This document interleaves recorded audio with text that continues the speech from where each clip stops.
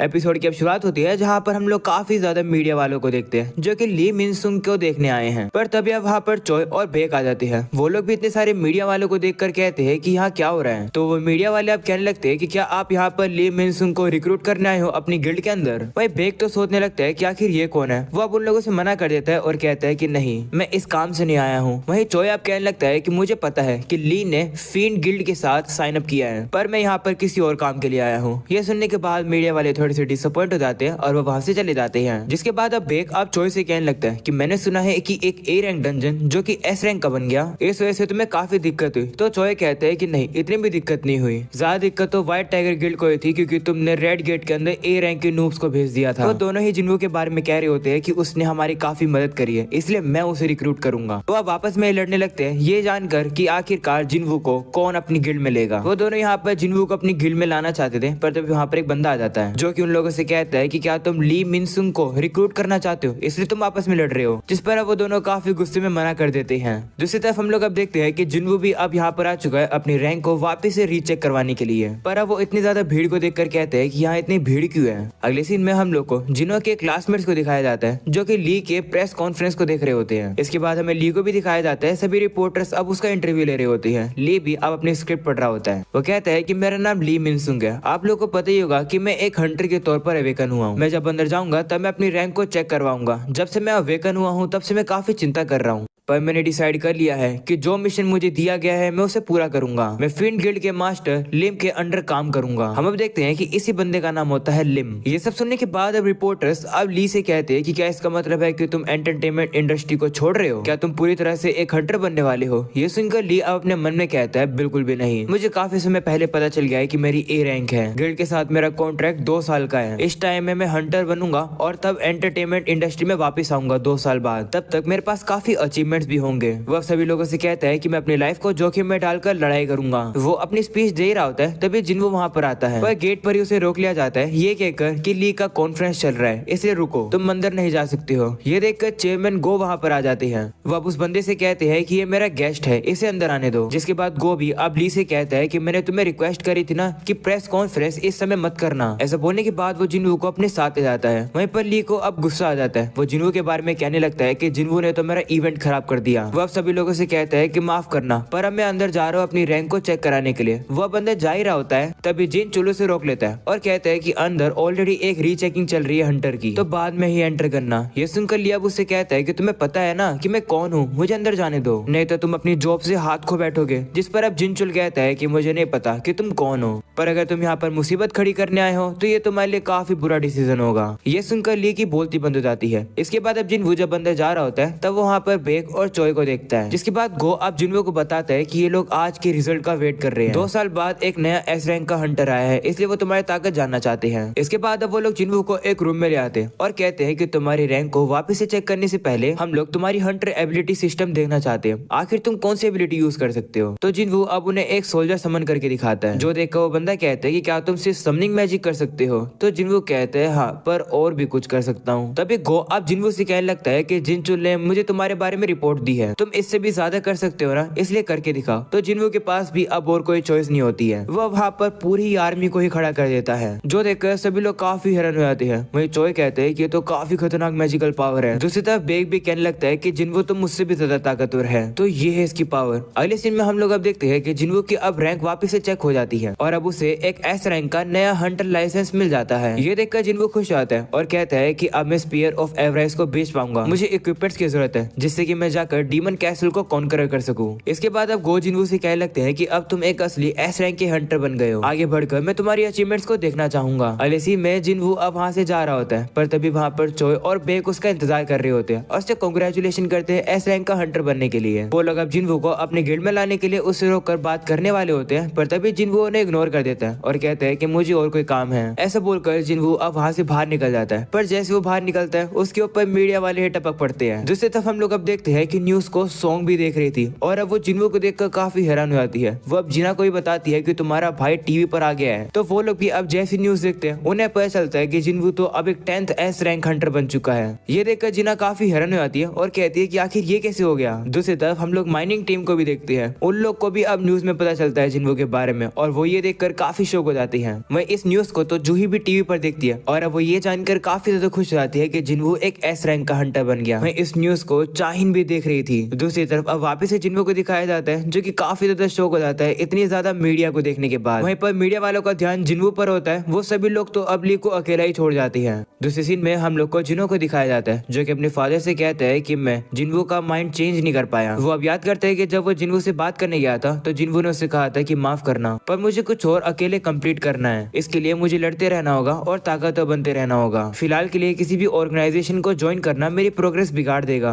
मैं चाहता हूँ कि तुम मुझे फॉलो करो। इस बारे में अब जिन्हो अपने फादर को बताता है कि जिन्वो ने से ये बात कही थी। ये सुनकर उसके फादर कहते हैं कि ये काफी सेल्फिश डिसीजन है। मैं तो इस प्रोजेक्ट पर तुम्हारे भाई पर विश्वास कर रहा था पर तुम आए और अपनी स्पीच देके गए पर तुम कुछ भी नहीं कर पाए। अब तुम सारी चीजों को अबैंडन कर रहे हो और छोड़ रहे हो। तुम्हें लगता है कि ऐसा करना सही होगा। जिस पर जिन्हो कहता है कि लेकिन माफ करना फादर, मैं फिर भी जिन्वो को ही फॉलो करूंगा। ये सुनकर उसके फादर कहते हैं कि ठीक है तो फिर तुम्हें एक डिसीजन लेना होगा। दूसरी तरफ हम लोग अब देखते हैं कि मीडिया वाले इतने ज्यादा हो जाते हैं कि वहाँ पर बेक और चोय आ जाती है। वो अब जिन्वो से कहते हैं कि हमारे साथ आओ, हम तुम्हें सेफली घर पहुंचा देंगे। जिस पर जिन्वो कहते हैं कि नहीं, इसकी कोई जरूरत नहीं है। ऐसा बोलने के बाद वो वहाँ से काफी तेजी से गायब होकर साइड में आ जाता है और अपने मुंह को ढककर वहाँ से चला जाता है। ये देखकर चोय भी काफी हैरान हो जाता है। वहीं पर बेक के तो होश ही उड़ जाती है। वो कहती है कि मेरी आंखें तक जिन्वो को नहीं देख पाई। ये तो बहुत तेज है। ये तो पिछली बार से भी ज्यादा ताकतवर हो गया है। पर कैसे? अगले सीन में जिन्वो अब अपने इक्विपमेंट्स को खरीदने के लिए हंटर ऑक्शन में आ जाता है। जिन्वो वहाँ पर एक ऐसे आर्टिफैक्ट को खरीदने के लिए आया है जो कि फायर बेस्ड अटैक के खिलाफ डिफेंड कर सके। उसे एक ऐसे इक्विपमेंट चाहिए जो कि डंजन की हीट को रेजिस्ट कर सके। तो बंदा अब जिन्वो को एक चौका दिखाता है और एक रिंग भी। इसके बाद वो जिन्वो को इसका प्राइस दिखाता है। इतने ज्यादा प्राइस को देखकर जिन्वो हैरान होता है और कहता है कि क्या तुम प्राइस थोड़ा कम कर सकते हो? जिस पर वो बंदा कहता है नहीं, प्राइस तो फिक्स है पर लेकिन अगर तुम यहाँ के ग्लास को तोड़ दोगे तो हम तुम्हें कोई भी प्रोडक्ट फ्री में दे देंगे। हमारी दुकान का जो ग्लास है उसके ऊपर मैजिक लगा हुआ है। एक ए रैंक का हंटर तक इसे कुछ नहीं कर सकता है। ये सुनकर जिन्वो अब उस कांच को तोड़ने के लिए तैयार हो जाता है। वो अपनी पावर को यूज करके ग्लास को तोड़ने वाला होता है पर तभी वो बंदा उसे रोक लेता है और कहता है कि मैं तो बस मजाक कर रहा था। तो अब जिन्वो भी रुक जाता है और कहता है कि ठीक है तो फिर मुझे कुछ और दिखाओ। तो दूसरा बंदा अब जिन्वो से कहता है कि चलो फिर मैं तुम्हारी मदद करता हूँ क्योंकि मैं वेपन्स का इंचार्ज हूँ। तो अब जिन्वो भी उसके साथ चला जाता है। वहीं पर अब वही वाला बंदा अब देखता है कि जिन्वो ने तो ग्लास को टच तक नहीं करा है फिर भी वो कांच टूट चुका है। इसके बाद जिन्वो अब एक डैगर को देखता है जिसका प्राइस कुछ ज्यादा ही होता है। तो अब वो दुकानदार को अपने वाला ही डैगर दिखाता है और कहता है कि इसका कितना प्राइस होगा। जिस पर वो बंदा कहता है कि कम से कम 100 मिलियन तो होगा ही। ये सुनकर जिन्वो शॉक हो जाता है क्योंकि उसने इस डैगर को 2.8 मिलियन गोल्ड कॉइन में खरीदा है। जिन्वो कहता है कि इसका मतलब शॉप पे से जो मैं सामान खरीदता हूँ उनकी वैल्यू ज्यादा होती है। इसका मतलब तो मुझे स्पीयर ऑफ एवराइज को बेचने की जरूरत ही नहीं पड़ेगी। जिन्वो वहाँ पर कहता है कि क्या मैं वॉशरूम जा सकता हूँ? तो बंदा कहता है ठीक है। अगले सीन में वापस से बेक को दिखाया जाता है जो कि जिन्वो के बारे में सोच रहा होता है कि मुझे पता है कि वो ताकतवर है पर कुछ तो अलग है। उसकी सेकंड अवेकनिंग काफी जल्दी पहले खत्म हो जानी चाहिए थी पर तब से लेकर अब तक वो और भी ताकतवर बनता जा रहा है। कहीं वो एक ऐसा हंटर तो नहीं बन गया जो कि कंटिन्यूअसली ताकतवर बनता जाता है। अगले सीन में जिना अब खिड़की के नीचे देखती है कि वहाँ पर तो कोई भी मीडिया रिपोर्टर होता ही नहीं है। ये देखकर वो काफी रिलीफ फील करती है और कहती है कि मैं फाइनली स्कूल जा पाऊंगी। ये देखकर जिन्वो अब कहता है क्या हुआ? जिस पर वो कहती है कि ये सारी गलती तुम्हारी है। तुम्हें टीवी पे आना है तो आओ पर मुझे इन्वॉल्व मत करो। तो जिन्वो कहते हैं ठीक है, वैसे मैं कल से एक हफ्ते के लिए बाहर रहूंगा। तो जिना कहती है लेकिन क्यों? तभी अब वहाँ पर जिनो आ जाता है। उसे देखकर जिना अब जिन्वो से कहती है कि क्या ये तुम्हारा दोस्त है? तो जिनो भी अब उसे कहता है हाँ, मैं जिन्वो का राइट हैंड मैन हूँ। ये देखकर जिन्वो को अब एक बहाना मिल जाता है। वो अब जिनो को पकड़ लेता है और अब वो जिना से कहते हैं कि एक हफ्ते के लिए मैं इसके साथ काम करने वाला हूँ। ये सुनकर जिनो शौक हो जाता है और कहते हैं कि लेकिन इसके बारे में तो हमने बात ही नहीं करी थी। पर तभी जिन्वो उसको काफी जोर से पकड़ लेता है और इशारे में हाँ बोलने के लिए कहता है। तो जिनो भी अब कहता है हाँ, हम लोग काफी इंपोर्टेंट काम पर जा रहे हैं। अगले सीन में हमें अब रात का सीन दिखाया जाता है जहाँ पर जिनो और जिना दोनों ही सो जाते हैं। जाने से पहले जिन्वो अब जिना के लिए गार्ड्स को खड़ा करता है। वो वहाँ पर फैंग के यानी कि टस के उन गार्ड्स को निकाल लेता है और कहते हैं कि उसके गार्ड्स तो 4 थे पर यहाँ पर 3 क्यों हैं? तो वो लोग उसे बताते हैं कि एक तुमने हवा में उड़ा दिया था।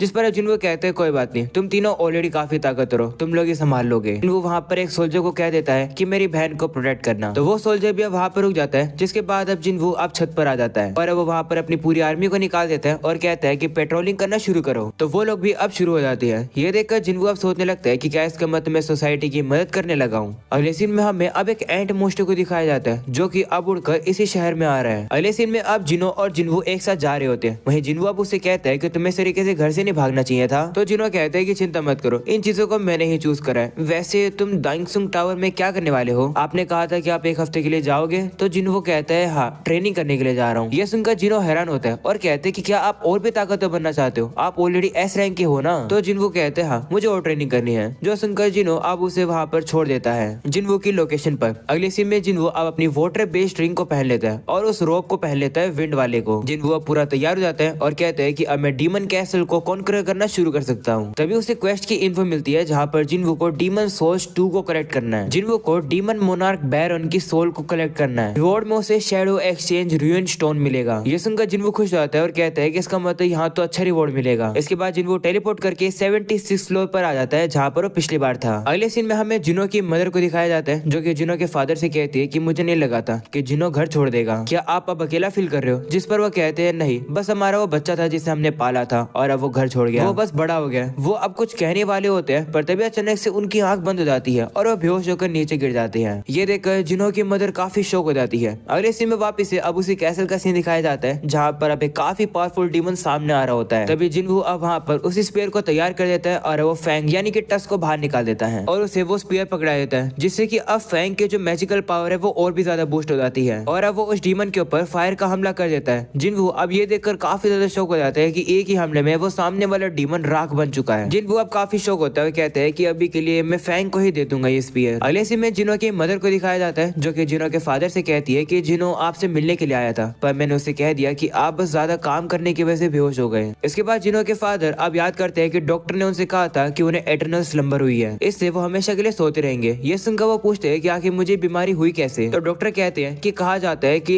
ऐसे लोग जिनके पास लो मैजिक पावर का रेजिस्टेंस होता है, अगर वो पर्सन मैजिक पावर के कांटेक्ट में ज्यादा देर तक रहते हैं तो उन्हें ये बीमारी हो जाती है। क्या आपके रिलेटिव में या फिर फ्रेंड में कोई हंटर है? जिस पर कहते हैं कि हाँ, मेरा बेटा एक हंटर है। तो डॉक्टर कहते हैं कि अभी तक हम कंफर्म नहीं कर पाए हैं कि यही कारण है। ये सब कुछ अब याद करने के बाद जिनो के फादर कहते हैं कि एक ऐसी दुनिया जहाँ पे मैजिकल पावर है, मेरे पास बिल्कुल मैजिक पावर का रेजिस्टेंस ही नहीं है। क्या इसका मतलब है कि मैं इस दुनिया से एलिमिनेट हो गया हूँ? अगले सीन में हम लोग अब कुछ हंटर्स को देखते हैं जो कि पेट्रोलिंग कर रहे होते हैं, पर तभी अचानक से उन लोग के सामने अब वही एंट मोस्टर आ जाता है और अब वो डीमन उन्हें ही दिख रहा होता है। अगले सीन में हम लोग अब देखते हैं कि जिन्वो ने काफी डीमंस को हरा दिया और अब उसका लेवल अप हो जाता है। ये देखकर जिन्वो कहता है कि मैंने काफी अच्छा किया, मैंने अपने सोल्जर्स को 6 टीमों में बांट दिया और अलग अलग काम पर लगा दिया। वो बताता है कि जब मैंने उन्हें भेजा तब मेरे सोल्जर्स को 2 ऑर्डर दिए। पहला ये कि हर टीम सेपरेटली एक्ट करेगी और सारे विजिबल एनिमीज को मारेगी, और दूसरा ये कि जब एंट्री परमिट मिल जाए तो मुझे नोटिफाई कर देना। जिन्वो कहता है कि मैं बाकी के आइटम्स को ऑब्टेन नहीं कर पाऊंगा, बस परमिट को ऑब्टेन कर पाऊंगा, पर एडवांस करने की मेरी पेस काफी ज्यादा बढ़ चुकी है। मुझे ऐसे करना चाहिए था क्योंकि 80 फ्लोर पर पहुंचे मुझे 2 दिन हो चुके हैं, प्रोग्रेस काफी स्लो हो चुकी है, लगता है कोई दिक्कत है। तभी अचानक से जिन्वो देखता है कि उसका एमपी काफी तेजी से गिरने लगा है, यानी कि उसके सोल्जर्स को कोई कंटिन्यूअसली हरा रहा है। जिन्वो को पता चलता है कि ये तो उसकी हाई ऑक टीम ए है। जिन्वो कहता है कि मुझे लगा था कि वहाँ पर हाई लेवल्स की डीमन होंगे जो कि हाई ऑक्स को हरा देंगे। वो अब कहते हैं ठीक है, मैं टीम ए को वापस बुला लूंगा और इन्वेस्टिगेट करूंगा। ऐसा बोलकर जिन्वो अब वहाँ पर पहुंच जाता है और अब उसे पता चलता है कि टीम ए के ऊपर हमला होने के बाद टीम बी के ऊपर भी हमला हो गया। जिन्वो कहता है कि जो भी दुश्मन है वो ताकतवर है, पर कुछ न कुछ तो अजीब है। फैंग टीम को तो टीम ए के पास होना चाहिए था, तो टीम बी के ऊपर हमला क्यों जबकि वो तो काफी दूर थे? क्या इसका मतलब है कि वो फैंग की जितना ताकतवर नहीं है? इसका मतलब है कि वो एक ऐसे अपोनेंट को टारगेट कर रहा है जिसे वो हरा सकता है। अगर वो ऐसा कर पा रहा है तो इसका मतलब उसके पास इंटेलिजेंस है, इसका मतलब उसका अगला टारगेट वो होने वाले हैं। जिन डीमंस की बात कर रहा होता है, हम लोग को अब उन्हीं डीमंस को दिखाया जाता है जो कि अब उन भालुओं वाली टीम के पास आ जाती है और अब वो उनके ऊपर हमला करके उन्हें काफी इजीली से मार रहे होते हैं। वहीं पर जिन्वो स्टील स्किल का यूज करके पीछे छुपा हुआ था और वो ये सब देख रहा था। उन डीमंस को देखकर जिन्वो भी कहते हैं कि हाँ, ये तो ताकतवर है।